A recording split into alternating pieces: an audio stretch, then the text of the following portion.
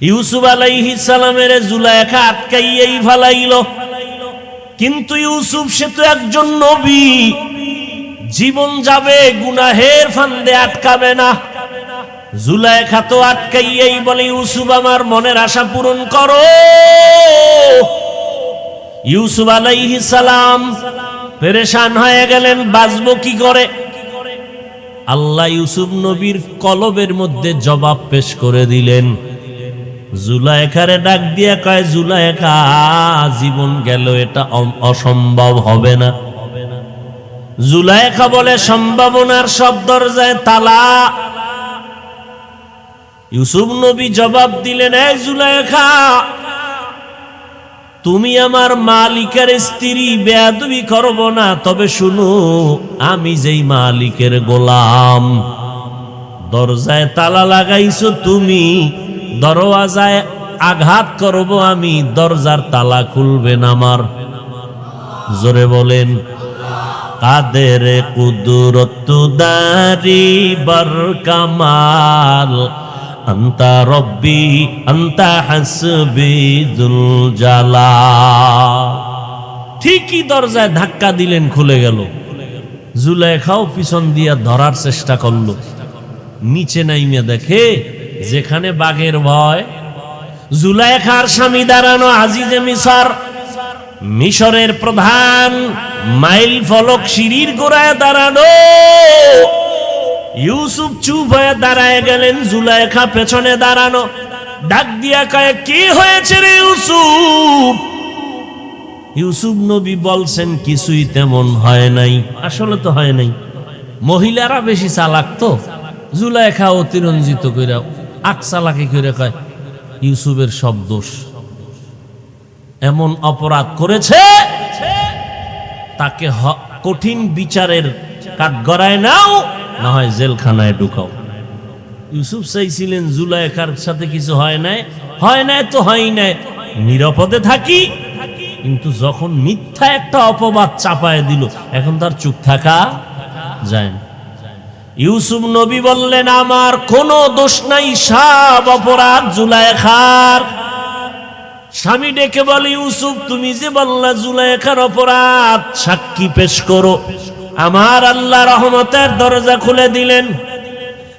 এক আল্লাহর বান্দি দুধের একটা বাচ্চা কোলে নিয়ে যায়। ইউসুফ ডেকে বললেন, ও বাচ্চা, আমি সত্যবাদী না জুলাইখা সত্যবাদী, এর বিচারের ভার ওই বাচ্চার কাছে জিজ্ঞাসা করেন, পেয়ে যাবেন। জুলাইখার স্বামী প্রশ্ন করে ফেললো, বাচ্চা তুমি জবাব দাও। একটা অস্বাভাবিক বাচ্চা যদি কথা বলে, এটাই তো একটা দলিল। বাচ্চা ইউসুফের ডাইরেক্ট নির্দোষ বলে নাই, জুলাইখারে ডাইরেক্ট দোষী বলে নাই। আল্লাহর কুদরত, বাচ্চাটা স্কেল দিয়ে দিল, স্কেল। এই মিশরের প্রধান, আমি ডাইরেক্ট বললাম না কে দোষী কে নির্দোষ, আমি স্কেল দিলাম, স্কেল দিয়া মাপ দিয়া টের পাইবা কার দোষ বেশি কম। স্কেল কি? ইউসুফ নবীর গায়ের জামা হলো স্কেল। জামাটার সামন দিক দিয়া যদি ছেঁড়া থাকে, দোষী হবে ইউসুফ। জামাটার পেছন দিক দিয়া যদি ছেঁড়া থাকে, দোষী হবে জুলাইখা। বাদশা তাকায় দেখি ইউসুফ নবীর জামাটা পেছন দিক দিয়া ছেঁড়া, ওই যে জুলাইখা ধরে ফেলছিল, ছিঁড়ে গেছে। এবার জুলাইখার স্বামী ডাক দিয়ে কয়, ইন্না কাইদে কুন্না আযীম, মহিলারা বড় ধোঁকাবাজ, বড় চালাক।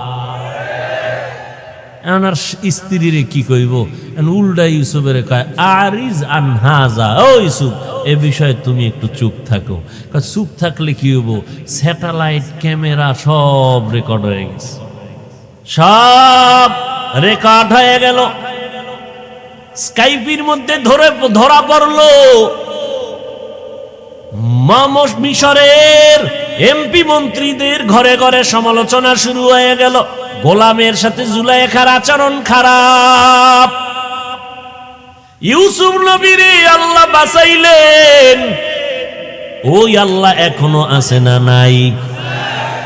দুধের বাচ্চা এমন ভাবে বিচারের স্কেল দিয়ে দিলেন যাতে ইউসুফের উপরে কোনো দোষ চাপানো না হয়। এরে নবীর উম্মতের দল, ইউসুফ আলাইহিস সালামকে এক পর্যায়ে জুলাইখার দোষ চাপানোর জন্য জেলে ঢুকায় দিল। ইতিহাস আপনারা জানেন, কোরআনের ভেতরে আছে।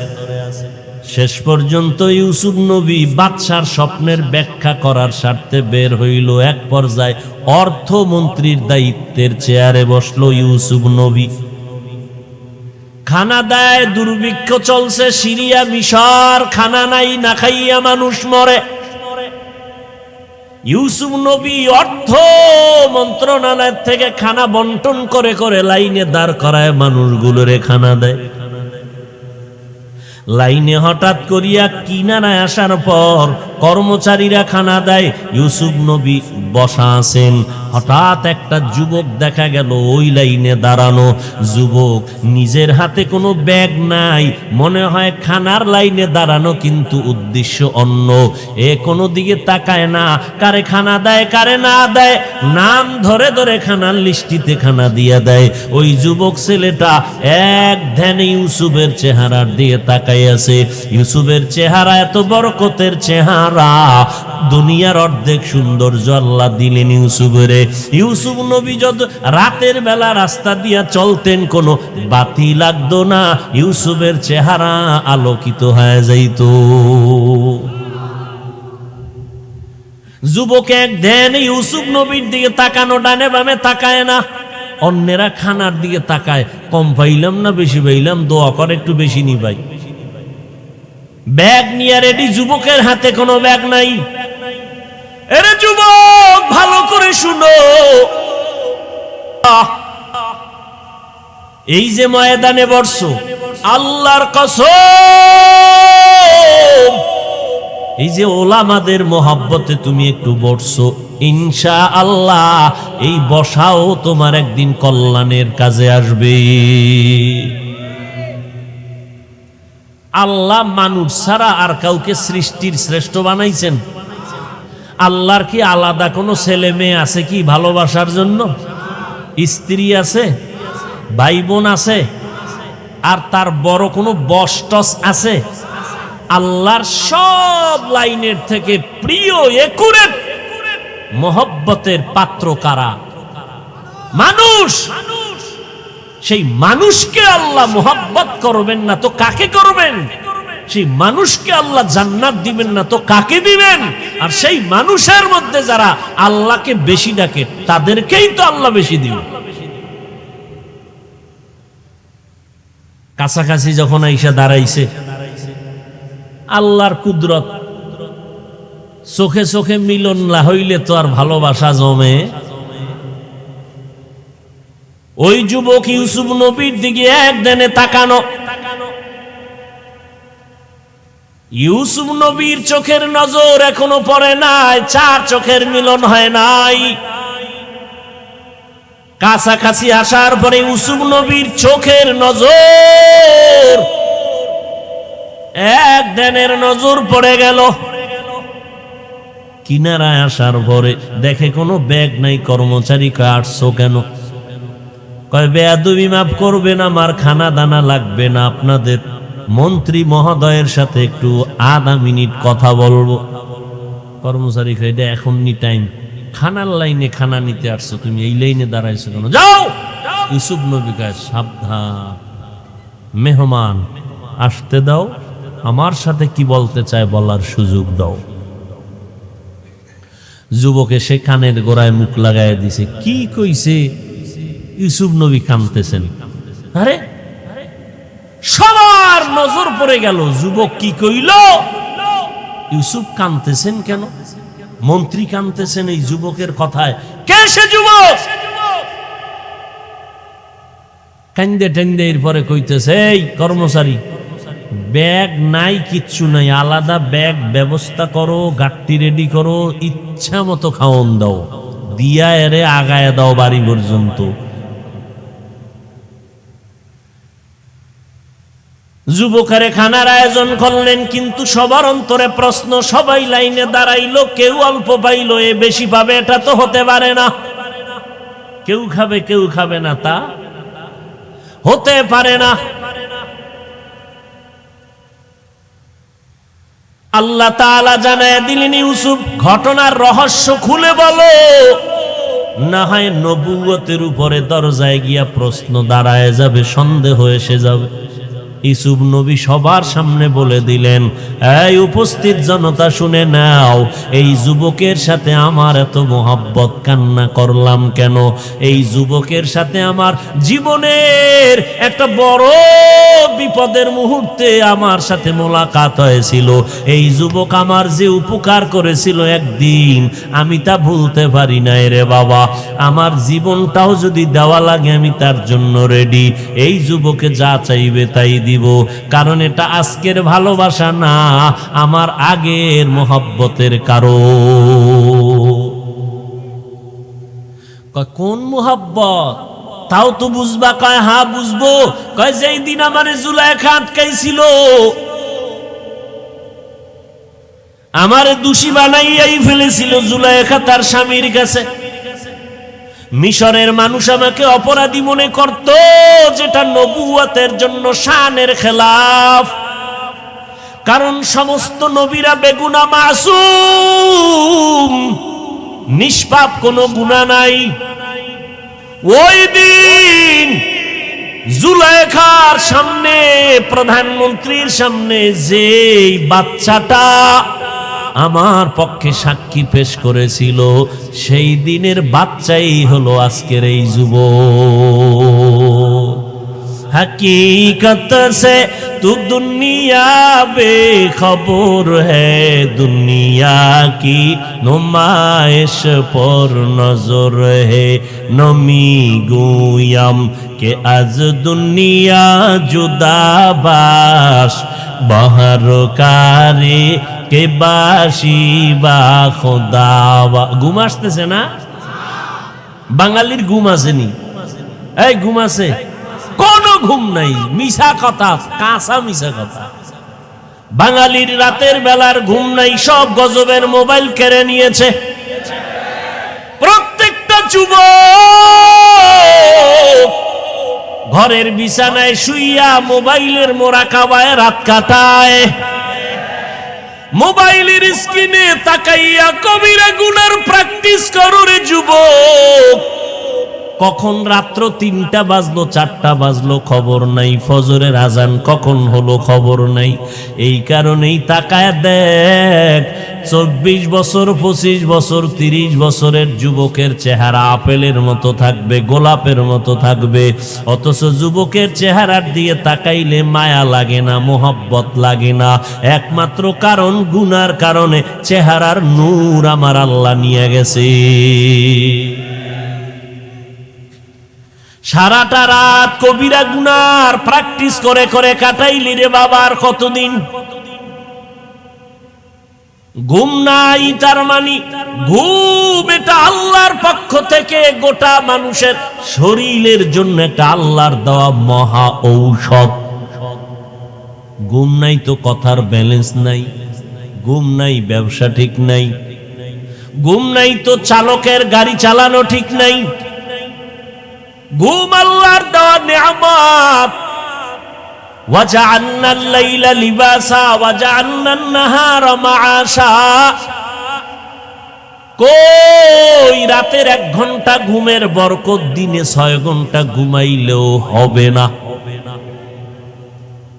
রাতের ১ ঘন্টার ঘুম এর বরকত ৬ ঘন্টায়ও হবে। কিন্তু এই গজবের মোবাইল তোমার ঘুমটা কেড়ে নিল, স্বাস্থ্য নষ্ট করে ফেললো, তোমার খবর নাই। এখন চোখে কিছু টের পায় না। একজনের পিছন দিক দিয়া ডাক দিছে আব্বাজান, চেহারা ঘুরানের ভরে দেয় দি খালু। চোখের পাওয়ার কি হয়ে গেছে? নষ্ট হয়ে গেছে। কানের পার্স নষ্ট। আম্মাজান কয় গোসল করবি নি? কয় এখন খামু না। আমি মিথ্যা বলতেছি? এরে যুবক, এই মোবাইলের দ্বারা নিজের হাতে নিজের জীবনটারে জবাই করতেছো, খবর নাই। ডাক্তারের থেকে থিওরি নিয়ে পরামর্শ নিয়ে দেখ যে হাফিজ ভাই কি বলে গেল, মোবাইলের কারণে তোর কিডনি ড্যামেজ হচ্ছে, তোর খবর নাই। এই আমাদের দেশে কাঠের ঘর উঠায় কাঠ দিয়া, তো কাঠ ভিতর থেকে খেয়ে ফেলে একটা পোকা আছে না নেই? একেবারে ভিতরটাকে ঝুনা করে ফেলে, ময়দার গুড়ির মতো পড়ে, কিন্তু উপরে ফিটফাট। তোমার চেহারাটা শরীরটা কোন রকম আছে, ভিতরটা চূড়ান্ত খারাপ। না হার্ট ঠিক আছে, না তোমার ব্রেন ঠিক আছে, না তোমার কিডনি ঠিক আছে। তুমি দিন দিন রসাতলে যাইতেছো, তোমাকে বারবার জানালার ভাগ দিয়ে হারবাল কোম্পানি ডাকতেছে। হাসো, লজ্জা শরম থাকলে মাথা নত করে কান্তা। আমি তো তোমার হাসার কথা বলি নাই, তোমার ক্ষতির কোনো কথা বলি নাই। লজ্জা শরম কই? রাসূল ১৫০০ বছর আগে বলে গেছেন, লা ঈমানা লিমান লা হায়া আলা, যাদের লজ্জা নাই ওদের ঈমান নাই। লজ্জা থাকলে কি যৌবনের চ্যালেঞ্জ দিতে পারে রাস্তাঘাটে, এখানে সেখানে। কই মা, কই বাবা? মা বাবার সামনে সমস্ত কথা, মা বাবার সামনে সমস্ত যৌবনের প্র্যাকটিস। শিশু বাচ্চা মোবাইল দিয়া রাখছে, সেদিন এক বাচ্চা নিয়ে বাবায় কয় একটু ফু দেন। কি বিষয়? 4 বছরের উপরে বয়স। আব্বুও কয় না, আম্মুও কয় না। আমি কি মোবাইলের তাবিজ লাগাইছো না? বাচ্চা মোবাইলের দিকে তাকায়া থাকতে থাকতে জীবনে আব্বুও শিখায় নাই, আম্মুও শিখায় নাই। ও মোবাইল দেখতে দেখতে বোবা হয়ে গেছে। ওরে জুতা দিয়ে বাইরে লিখে আর তাবিজে কামায়। নির্লজ্জ বেহায়া মুসলমান। এই মোবাইলকে কেন্দ্র করে মায়ের সাথে বেয়াদবি, বাবার সাথে বেয়াদবি করেছে বহু সন্তান, শিক্ষকের সাথে বেয়াদবি করেছে বহু ছাত্র। এই শুধু মোবাইলের কারণে। শুধু কি এই বেয়াদবি, কল্লা ফালায় দিছে, সূত্র মোবাইল।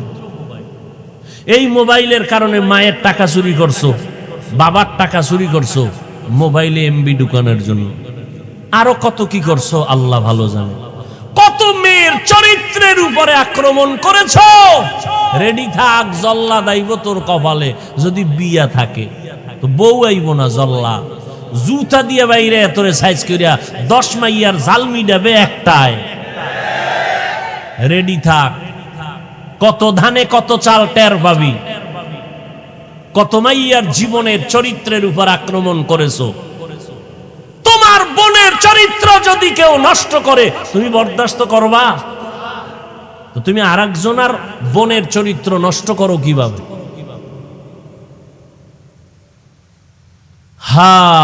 আল্লাহ সবাইকে হেদায়াত দান করুন। মোবাইল মোবাইল সারাটা রাত মোবাইল নিয়ে ব্যস্ত।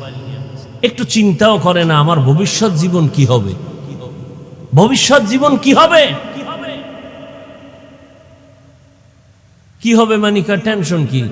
বিয়া যদি করি শ্বশুর বাড়িতে বিদেশের ভিসাটা লয়ে এলাম, কি শ্বশুর বাড়ির থেকে বিদেশের ভিসা নিমু, তো ভিসা নিয়ে কি ওর বিখা বিদেশ যাবো। বউ ছোট ভাই পাহারা দিবে। আমি মিথ্যা কথা কইতেছি? এই যৌতুকের ঝামেলা এদিকে আছে না নাই? যারা যৌতুক খাইয়া নারীদেরকে ডিস্টার্ব করে, যৌতুক খায়, এরা ডাকাত, এরা চোর, এরা সন্ত্রাসী, এরা জালেম। এরা এদের মতো ডাকাত দুনিয়াতে কেউ নেই, এদের মতো সন্ত্রাসী কেউ নাই, এদের মতো জালেম কেউ নেই। সরকারি আইনেও জালেম, ইসলামের আইনেও তারা জালেম। আর সমস্ত নারীদের ইজ্জতকে সবার উপরে রাখার জন্য পৃথিবীতে আগমন করেছিলেন রহমাতুল্লিল। মদিনার নবী বলেন, এরে দুনিয়ার নারীরা পুরুষেরা শুনো, মক্কার মানুষ নারীদেরকে অপছন্দ করে, আর আমি মুহাম্মদ সৃষ্টির শ্রেষ্ঠ পয়গম্বর, আমার কোনো ছেলে নাই, আমি 4 কন্যার বাবা। নবী বলেন, যারা একটা কন্যার বাবা হয়েছো তুমি একটা জান্নাতের মালিক। যারা দুইটা কন্যা পেয়েছো দুইটা জান্নাতের দরওয়াজার মালিক। যারা তিনটা কন্যা পেয়েছো তিনটা জান্নাতের মালিক। এক বাবায় মাইয়া ভাইয়া খুশি এই কথা শুনে কয়, আলহামদুলিল্লাহ, আমি আমার একটা মাইয়া ভাইয়া জান্নাতের মালিক। আমি কই, তোমার মাইয়া কি এর মালিক? কই, না গ্রামীণ ব্যাংকের মালিক। মাইয়া ভাইয়া বাবায় জান্নাতের মালিক, মাইয়াকে বানাইছে ব্রাকের মালিক। আছে না নাই? যুবকেরা, যুবকেরা আমার একটু জবাব দাও বাবা, পায়ে ধরে বলছি, বেয়াদবি মনে নিও না, তোমার সাথে আমার কোনো দুশ্মনী নেই। যা কিছু বলি দুনিয়াতে সম্মান পাইবা, আখেরাতে জান্নাত পাইবা, এই নিয়তেই বলি। দুই হাতের এক হাত নাই এরকম মানুষ কি দুনিয়াতে চলে ফিরে খাচ্ছে না? তোমার দোনো হাত আল্লাহ তাজা রাখছেন, তুমি শুকর আদায় করো না? কথা বলো না কেন? শুকর যদি আদায় করো, বুকটাকে টান টান করে দাঁড় করায়া নিজ পায়ে দাঁড়ায় বলবা, ওই জগৎবাসী, দুই হাতের কামাই করে নিজের পায়ে দাঁড়াবো। ফকিন্নির ঘরে জন্ম নেই নাই যে কারো থেকে ভিক্ষা করে যৌতুকের নামে কারো অভিশাপ নিব না। দুই হাত দিয়ে কামাই করে নিজে খাবো, আমার বউকে খাওয়াবো, আমার শ্বশুর শাশুড়িকে খাওয়াবো। কারো উপরে আমি ফকিন্নির মতো ভিক্ষা করে জীবন চালাবো না। আমি সতেজ পুরুষ, আমার রক্ত সহজ, আমার সঠিক, আমি হারাম খাইয়া জীবনে বাঁচতে চাই না। আর যদি কুত্তার মতো জিহ্বা বের হইয়াই থাকে, তাহলে যৌতুক খাওয়ার আগের দিন হাতের কবজা কেটে ফেলবি, তুই পুরুষ নামের কলঙ্ক।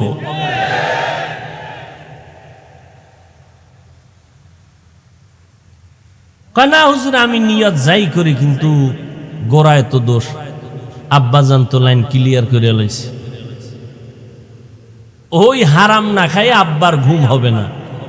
যৌতুক না খায়া বাথরুমে গিয়া 10 গ্রাম পায়খানা খাইও, হালাল সাবান দিয়ে কুলি করলে পরিষ্কার হয়ে যাবে, গন্ধ থাকবে না। কিন্তু যৌতুকের গন্ধ জাহান্নামের আগুন ছাড়া ধৌত হবে না। কিচ্ছু চাই না, কিচ্ছু চাই না, তলে তলে এটা দিল না, এটা কি কাম হইলো, এটা দিল না, এটা একটা কাজ করলো, এটা দিল না, এটা একটা মানবতা হইলো। উপরে উপরে আমি কিছুই চাই না। এই জন্য আমি মাঝে মাঝে বলি, তাবলিগওয়ালা, পীর সাহেবের মুরিদ, পাগড়িওয়ালা, তোমার হাজি সাহেব, এদের ইমানের পাওয়ার কত টের পাওয়া যায় মাইয়া বলার বিয়ার সময়। এগো ইমানের পার্সেন্ট কত তখন টের পাওয়া যায়। আল্লাহ সব ভাইকে হেদায়াত দান করুন। ও যুবক, আল্লাহর গোলাম নবীজি ভবিষ্যৎবাণী করেছেন রে যুবক।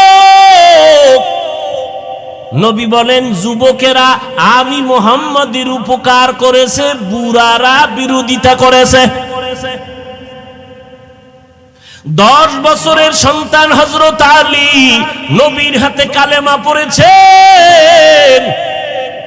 ও যুবক, তোমার লেখাপড়া বন্ধ করা লাগবে না, চাকরি করো, ব্যবসা করো, ডাক্তারি পড়ো, ইঞ্জিনিয়ারিং পড়ো, আলহামদুলিল্লাহ। তবে নবীর তরিকা মানিয়া চলো, মা বাবার দোয়া নিয়ে চলবা, ওলামায়ে কেরামের পরামর্শ নিয়ে চলবা। স্কুলে পড়া বন্ধ করা যাবে না, বাবা কলেজে পড়া বন্ধ করা যাবে না। ওই লাইনে পড়ে তুমি ডাক্তার হও। ও পর্দার আড়ালের আম্মা জানেরা আসেনি, এরে আম্মা জান, সন্তানটাকে ডাক্তার বানাবেন, আলহামদুলিল্লাহ, ইঞ্জিনিয়ার বানাবেন, তবে অনুরোধ, বেয়াদব বানাবেন না। আপনার সন্তানের ব্যবহারে যেন কোনো আলেমরা কষ্ট না পায়, আপনার সন্তানের আচরণে কোনো মুরব্বীরা যেন কষ্ট না পায়, আপনার সন্তানের ব্যবহারে যেন কোনো বন্ধুরা কষ্ট না পায়। আদর্শ ডাক্তার বানাবেন, আদর্শ ইঞ্জিনিয়ার বানাবেন। আর আদর্শ বানাইতে হলে অনেক মা মনে করেন হুজুরদের কাছে গেলে বুঝি ভালো হবে না। মা ইমাম বাহাদুরি মায়ের বাহাদুরি।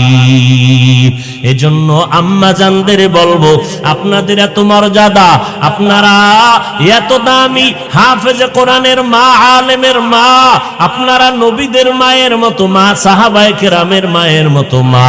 এরে আম্মা জান, আপনারা আয়েশা রাদিয়াল্লাহু আনহার মতো নারী, ফাতেমা রাদিয়াল্লাহু আনহার মতো নারী। আপনারা স্বামীর খেদমত করবেন, মাল হেফাজত করবেন, সন্তান আদর্শওয়ালা বানাবেন।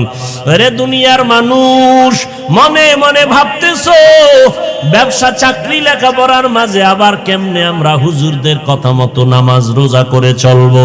ও বাবা, ডানে বামে তাকায় দেখো, তোমার মতো কত আল্লাহর বান্দা যুবক স্কুল কলেজে পড়িয়াও নামাজ ছাড়ে না, বেপরদায় চলে না, দাড়ি কাটে না। তুমি কেন পারবা না রে বাবা? তোমার মতো বান্দা রাস্তায় গাড়ি চালায়, নামাজ পড়ে, তুমি কেন পারো না? বিবেকটাকে প্রশ্ন করো। ও বুদ্ধ বাবাজি, তোমার মতো বুড়া কত মানুষ মসজিদে গিয়া 5 বেলার নামাজ পড়ে, আপনি কেন পারবেন না? ও পর্দার আড়ালের আম্মা জান, আপনার মতো কত মা এখনো এলাকায় খুঁজলে পাওয়া যাবে, 5 ওয়াক্ত নামাজ পড়ে, তাহাজ্জুদ পড়ে, স্বামীর মাল হেফাজত করে, সন্তানগুলোকে আদোবালা বানানোর জন্য কান্নাকাটি চেষ্টা করে। ও যুবতী বোনেরা, তোমার মতো কত বোন স্কুল কলেজে পড়িয়াও নামাজ পড়ে, কোনদিন গুনার দিকে আকৃষ্ট হয় না। ও বোনেরা, তুমি কেন পারবা না? আল্লাহর কাছে তওবার দরজা খোলা আছে। এখনো যদি তওবা করে আল্লাহকে মনে মনে বলতে পারো, হে মালিক, জীবনে শয়তানের ধোকায় পড়ে বহু অন্যায় করেছি, আজকে থেকে রেডি হয়ে গেলাম, মরিয়া যাব, হায়াতের মালিক তুমি, ইজ্জতের মালিক তুমি, রিজিকের মালিক তুমি। আর নামাজ ছাড়বো না, বেপরদায় চলবো না, মা বাবারে কষ্ট দিব না, আলেমের বিরোধিতা করে গুনাহগার হব না, দেশের বিরুদ্ধে, জাতির বিরুদ্ধে ষড়যন্ত্র করব না, ওলামায়ে কেরামের পরামর্শ নিয়ে নবীর তরিকা মেনে চলবো। আমার আল্লাহ মুহূর্তে তোমার তওবা কবুল করে নিবেন। ও আল্লাহর বান্দারা, নবীর আদর্শ মতো জীবনটা চালানোর নিয়তে, খাঁটি তওবার নিয়ত যদি হয়, মুনাফিকি দুর্বলতা যদি না থাকে, খাঁটি তওবার নিয়তে দুটো হাত আমার আল্লাহকে দেখায়া দাও। আয় আল্লাহ, হাতগুলো কবুল করে নেন, তওবা কবুল করে নেন, তওবার উপরে মজবুত হইয়া চলার তৌফিক দান করেন, আমিন। মিশরের মন্ত্রী, এমপির মহিলারা, স্ত্রীগণ ইউসুফ আলাইহিস সালামের চেহারার দিকে আকৃষ্ট হইয়া নিজেদের হাত কেটে ফেলেছিলেন। আম্মা জান আয়েশা বলেন, ওই মজলিসে যদি রহমতের নবী হইতেন, মহিলারা হাত কাটার পরিবর্তে কলিজা পর্যন্ত কেটে ফেলত। আমার নবীর এত সৌন্দর্য আল্লাহ দিয়েছে। আম্মা জান আয়েশা রাদিয়াল্লাহু আনহা বলেন, রাতের অন্ধকারে, দুনিয়ার মানুষ তোমরা দিনের বেলা রাতের অন্ধকারের পরে সূর্যের আলো দেখো, আর আমি এশার নামাজের পরে সূর্যের আলো দেখি। দুনিয়াওয়ালা তোমাদের একটা সূর্য আছে, আমি আয়েশারও একটা স্পেশাল সূর্য আছে। তোমাদের সূর্য ফজরের পরে উদিত হয়, আর আমি আয়েশার সূর্যটা এশার নামাজের পরে আমার হুজরায় উদিত হয়। সুই নিয়ে সেলাইয়ের কাজ করতে গিয়া আম্মা জানের হাত থেকে সুইটা পড়ে গেল, বাতিও নিভিয়া গেল। সুইটা তালাশ করে আর পেলেন না। নবী আসলেন, চেহারার বরকতি আলোতে খুঁটির গোড়ায় আম্মা জান সুইটা খুঁজে পেলেন। নবীর চেহারা এতটা সুন্দর, ক্ষুধার্ত বান্দা বান্দি যখন নবীর চেহারার দিয়ে তাকাইতো, পেটের ক্ষুধা নিবারণ হয়ে যাইত। যেই নবীর শরীর মোবারকের মধ্যে মশা মাছি পড়া হারাম, সূর্যের গরম যেন নবীকে কষ্ট না দেয়, মেঘের খণ্ড নবীর উপরে ছায়া দান করে। নবী রাস্তা দিয়া চলতে থাকতেন, দুপার্শ্বের গাছ নত হয়ে নবীরে সালাম জানাইতো। ওই নবীরে দেখা মাত্র আবু জাহাল একবার না 13টা বছর রহমতের নবীরে দেখলো, বয়ান শুনলো, যার বয়ানে কোনো ভেজাল নাই। আমাদের বয়ানের ভিতরে ডান বাম আছে, নবীর বয়ানে কোনো ত্রুটি কেন নাই? আমার নবী কোনো কথা বলেন না, আল্লাহ যদি না বলান। মা ইয়ান্তিকু আনিল হাওয়া ইন হুয়া ইল্লা ওয়াহয়ু ইউহা। টিস্যু নাই? টিস্যু?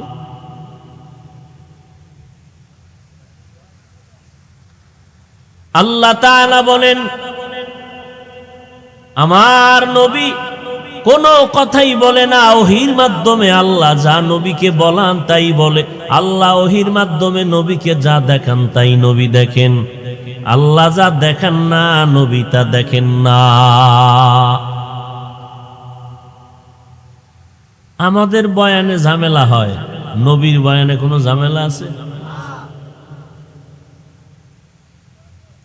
আমাদের বয়ানের পাল্টা স্লোগান দেওয়া হয়, এ বয়ান ঠিক না, ওই বয়ান ঠিক না।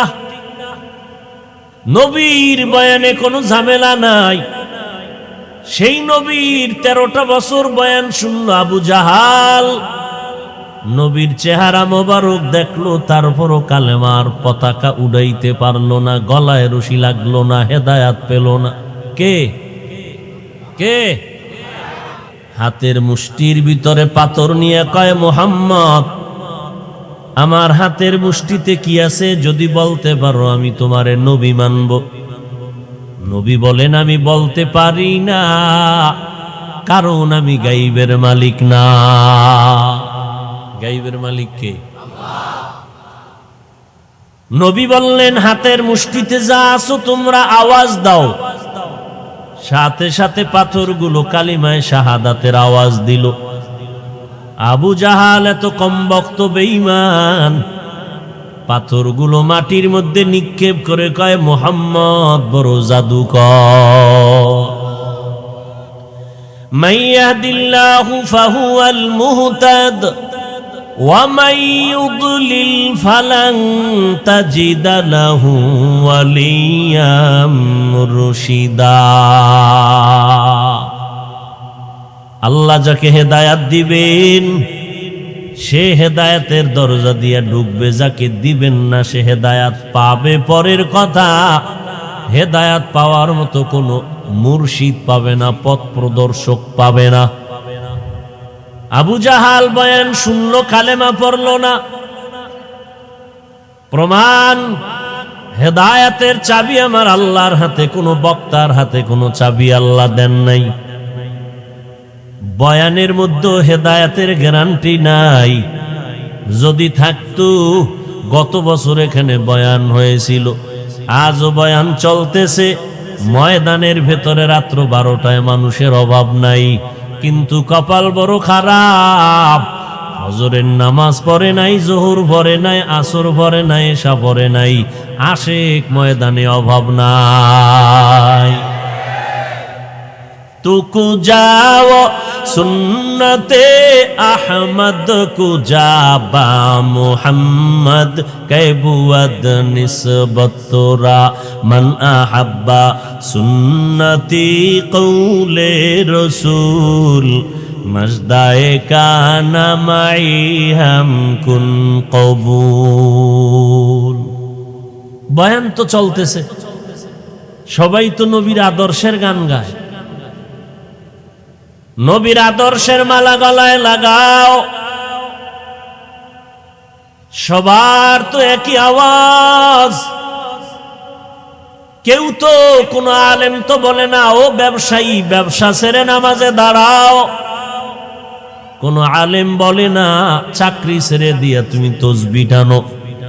কোন আলেম বলে নাই এই স্কুল কলেজের ছেলে মেয়েরা স্কুল সারিয়া মাদ্রাসায় যা, না হয় জান্নাত পাবি না। কেউ বলে না, বরং সবাই বলে ব্যবসায়ী ব্যবসা করো, চাকরিজীবী চাকরি করো, লেখাপড়া করনেওয়ালা লেখাপড়া করো। ওখানে থাইকা নবীর আদর্শের মালা গলায় লাগাও।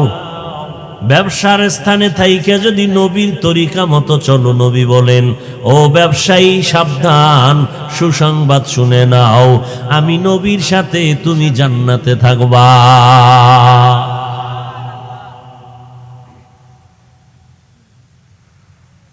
এরে আল্লাহর গোলাম, যুগে যুগে নবী আল্লাহ পাঠাইছেন উম্মতের রাহবরি করার জন্য, জাহান্নাম থেকে ফিরাইয়া জান্নাতের পথ দেখাবেন।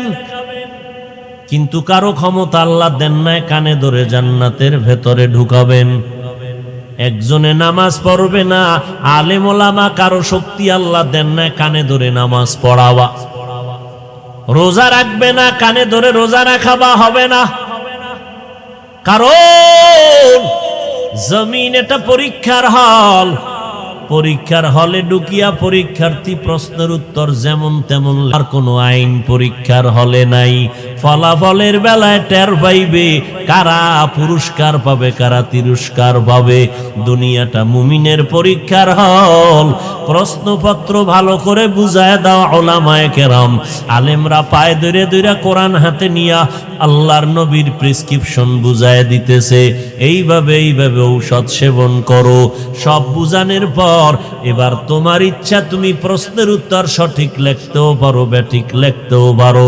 ফলাফল দেওয়ার বেলায় টের পাইবা কে জান্নাতি আর কে জাহান্নামী। ওয়াজের প্যান্ডেলের মাইকের আওয়াজ চলে, মসজিদের দরজা খোলা, মন্দিরেরও দরজা খোলা। মসজিদে গেলে কি লাভ হবে তাও বয়ান করেছেন, মন্দিরে ঢুকলে কি ক্ষতি হবে তাও উলামায়ে কেরাম বলেছেন। টুপি মাথায় দিতেও পারো, ক্যাপ লাগাইতে পারো, বাধা দেওয়া হবে না। তবে ক্যাপ লাগাইলে কি হবে, টুপি লাগাইলে কি হবে বয়ান করেছেন আলেমরা। ও বান্দা, তুমি যদি কোরআনের তেলাওয়াতের আওয়াজ শুনো তাতেও তোমারে কেউ নিষেধ করবে না। গানের আওয়াজ যদি কানে লাগাইয়া সারা রাত মোবাইলের স্ক্রিনে তাকাইয়া কবিরা গুনাহ করে করে রাত কাটাও, তোমারে কেউ বাধা দিবে না। কিন্তু ওই রাত গুনাহ করিয়া মোবাইলের স্ক্রিনে তাকাইলে কি হবে, আর কোরআন তেলাওয়াত শুনলে কি হবে? উলামায়ে কেরামের দায়িত্ব বুঝায়া দেওয়া, এবার গ্রহণ করার দায়িত্ব তোমার। তুমি জান্নাতের পথে ঢুকবা না জাহান্নামের পথে ঢুকবা? এখানে আলেমদের কোনো জোর জবরদস্তি নাই। ও বান্দা, রাস্তা খুলে দিলাম, ফারিকুন ফিল জান্নাহ ওয়া ফারিকুন ফিস সাঈর। কোথায় ঢুকবা তোমার ব্যাপার। আজান মসজিদে হয়ে গেল, ইমাম ও মুয়াজ্জিনের শক্তি নাই কাউকে ঘর থেকে কানে ধরে মসজিদে ঢুকাবেন। আজানের আওয়াজ কানে ঢুকায় দিলাম, এবার ঢুকবা কিনা তোমার ব্যাপার। মায়ার নবী দাওয়াতের কাজ করেন, আল্লাহর কাছে দোয়া করেন। নবীরে আল্লাহ কয়, ও নবী, কে কালেমা পড়লো কে কালেমা পড়লো না? যারা কালেমা পড়েন এদের নিয়ে আপনি বেশি পেরেশানি হবেন না। কপালে হেদায়েত থাকলে হবে নাই, এ নিয়ে আপনি পেরেশান যুক্ত হবেন না। আমি আল্লাহ আপনাকে রহমত করে পাঠাইলাম। ওয়ামা আরসালনাকা ইল্লা রাহমাতাল লিল আলামিন।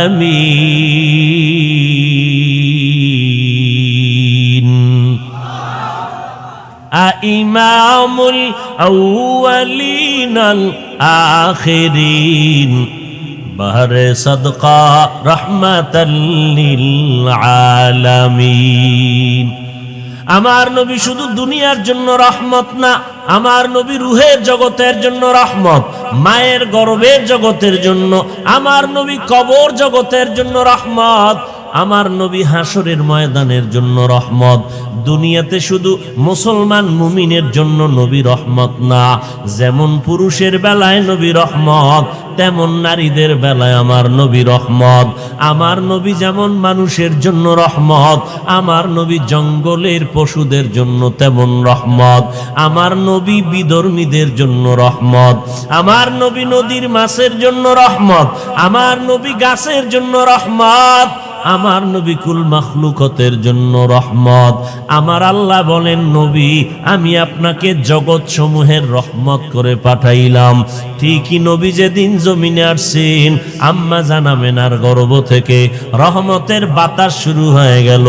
নবী এমন আদর্শ উপহার দিলেন, মক্কার মানুষ এত খারাপ, ওদের মতো খারাপ মানুষ জমিনে আর কোথাও ছিল না।